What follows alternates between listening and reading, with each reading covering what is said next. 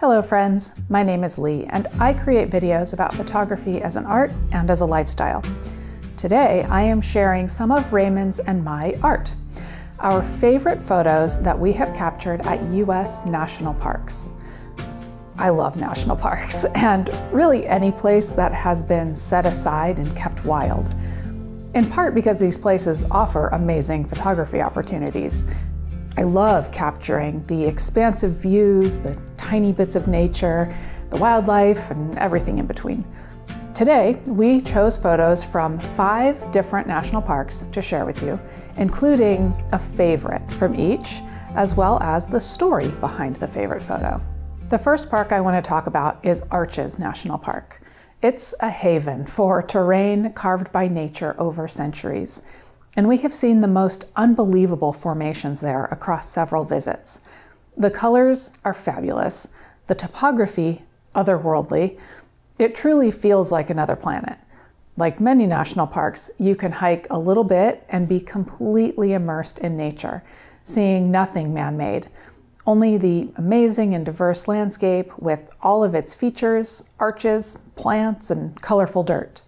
This is my favorite Arches National Park photo. I realize that there are no arches in it, but there are a few factors at play that make it one that I love. Raymond captured this. He was mid-road trip to Colorado in April 2024 and decided to stop at Arches along the way. You may be able to tell that this is a film photograph. Raymond remembers he used our Nikon F6 and Kodak Ultramax 400 film stock. To me, this photo captures much of the essence of the park. The vintage film look makes it look to me like a memory. The trail coming up the center of the image, the weathered landscape, and a sense of adventure with the leading lines drawing you into the photo like you're ready to start hiking into it. Rocky Mountain National Park is a park that we have been to only once, but there was heat and sunshine, but also snow and cold. In March of 2018, we experienced every season within the span of 4 or 5 days.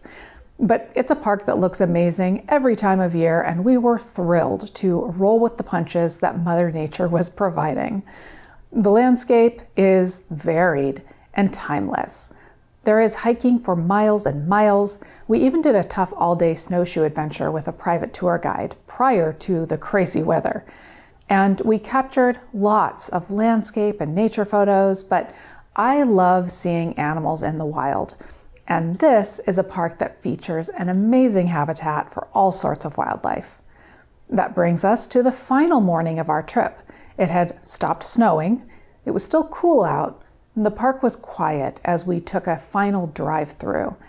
And we saw this gorgeous elk and pulled over to take photos from a very safe distance. This became my favorite photo from this trip.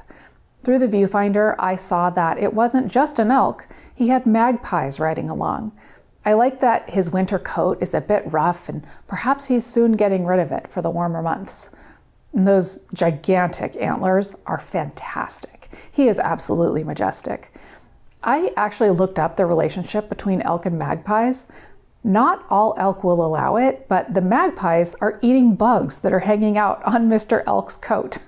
He gets a grooming, the bird gets a snack. Sounds like a fair trade.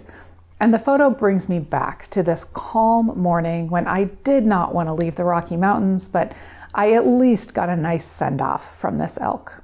On to Yellowstone National Park, another place I could spend weeks and still not get my fill. We've been there several times, and I'm consistently amazed by the broad vistas, the abundance of wildlife, the ever-changing landscape. This park is huge, and you can climb mountains, you can walk boardwalks among hot springs, you can get out onto lakes, you can even simply drive through on the park roads, and you couldn't possibly see it all in one visit. There's so much to see. I sort of cheated when choosing my favorite photo from this park because I chose 2 photos. But since I'm making the rules here, I allowed it. The first is a photo of a bear.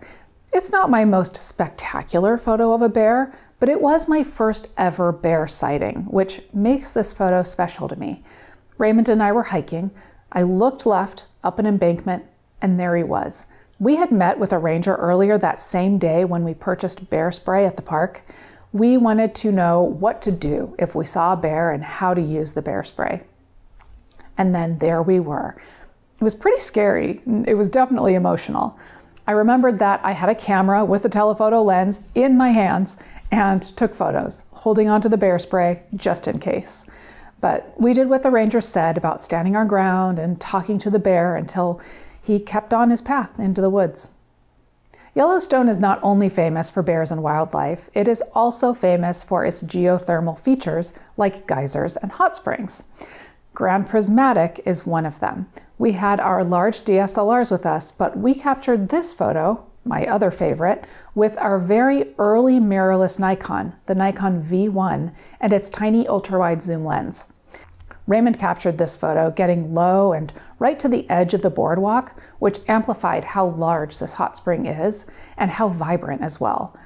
I love the orange in the foreground and that you can see the blue steam coming up off the spring further in the distance. The photo ends up being both figurative and abstract at the same time, which is what makes it so compelling to me.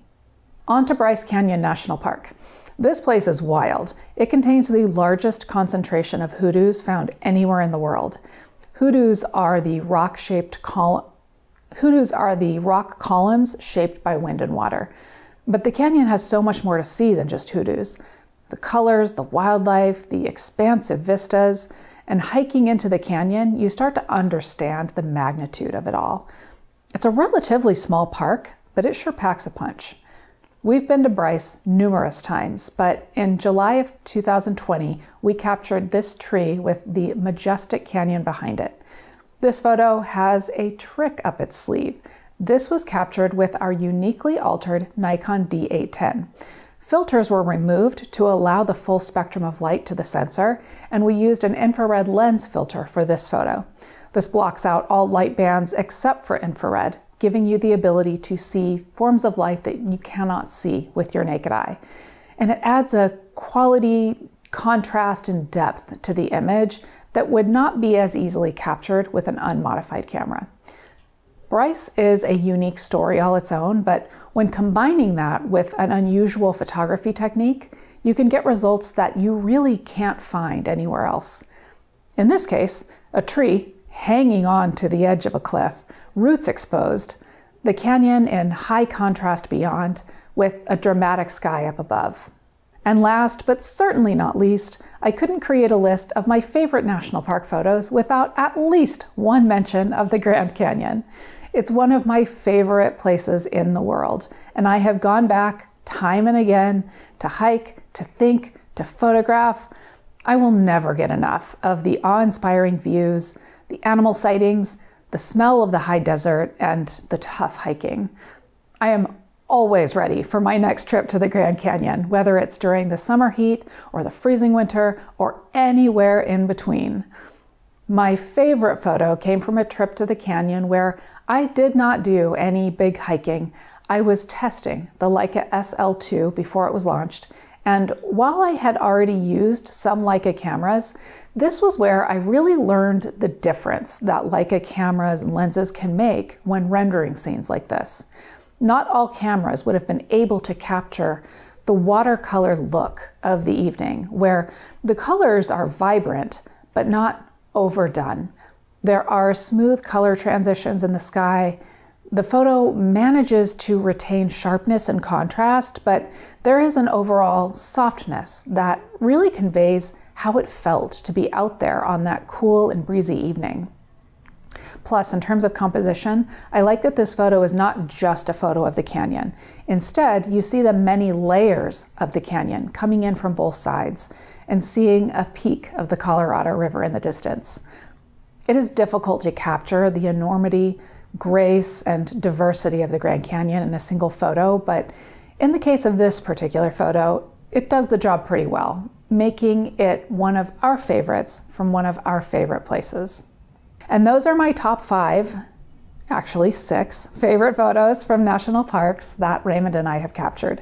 I chose them not only for their technical photographic qualities, but also how they made me remember a feeling. And that's the magic of photography, isn't it? It can trigger your brain to transport you back to a place and time. There are so many national parks and monuments in the US, and I would love to visit so many of them.